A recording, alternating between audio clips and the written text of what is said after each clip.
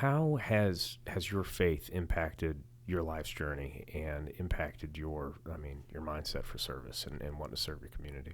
Yeah, so I was raised pretty much by a single mom. My parents divorced when I was 3, and my dad wasn't really involved in my life till I got into high school. And my mom had parents that she was very close to. They were very religious. My mom was raised in a church. She actually played piano, was on the church staff. So from a young age, I was ingrained into our local church. I think it was 7th grade, church camp, I accepted Christ as my Lord and Savior. And that kind of set my journey for my faith. I got into college, probably lost my way a little bit, as a lot of us we all do through that age.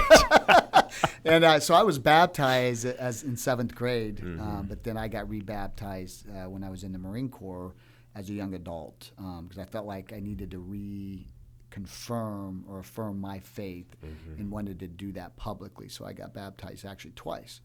I don't think it gets me anything extra in heaven, but I'm hoping maybe it will. But certainly serving in the Marines, serving my community, how I serve my community with a loving heart and just wanting to help people is rooted in my faith. Not to say that you have to serve in the military or to serve your community, but it certainly shaped how I have served my community in the past. That's awesome. Well, service is a sacrifice, right? And many times you're sacrificing a lot, whether it be time with your family, whether it be your life, whether it be, and I think between what you see in a service role of some sort, as well as, the sacrifices that it takes, the world can get very, very dark unless you have, that's right, the Lord and Savior to grab onto. So that's... And even in politics, as I interact with, with my constituents, my peers, sometimes they're confrontational. Sometimes they can get pretty hateful pretty fast.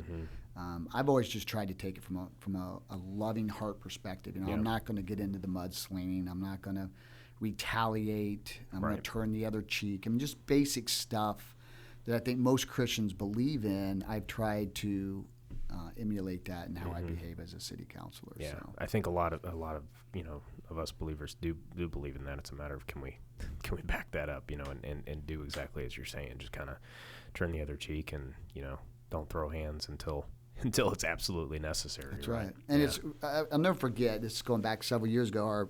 The pastor at my church was talking. I'm sorry about that. Was talking about Christians and how we behave in public. We go to church and we put on this good face of being a good Christian, and then he was sharing that he was talking. I can't remember the exact story, but he was talking to a cashier at the local grocery store, which was actually just down the road from our church. Okay. And they were just striking up a conversation and said something about being down the road from the church. And she goes, actually, Sundays after church are the worst times of my job. And he said, well, why would that be? He said, because the people leaving church are some of the most rudest people, treat me with disrespect. They have no patience. And it really caught him off guard. But, look around in society today, people out there saying that, they're Christians or that they're, they live their life in a certain way, and yet they don't treat people necessarily like that. And that's really disappointing. Yeah. Well, I think that, a lot of people go because it's a task. It's what you're supposed to do, and it just, okay, well, here comes Sunday. Got that check in the box. Yeah. I'll think about it again next Sunday. Yeah. Well, and what I would tell those people is just don't go. Yeah. Don't check a box. Don't do that with your life. Be intentional, That's right. And if you're not gonna be into what you're doing, then just don't do it. That's right.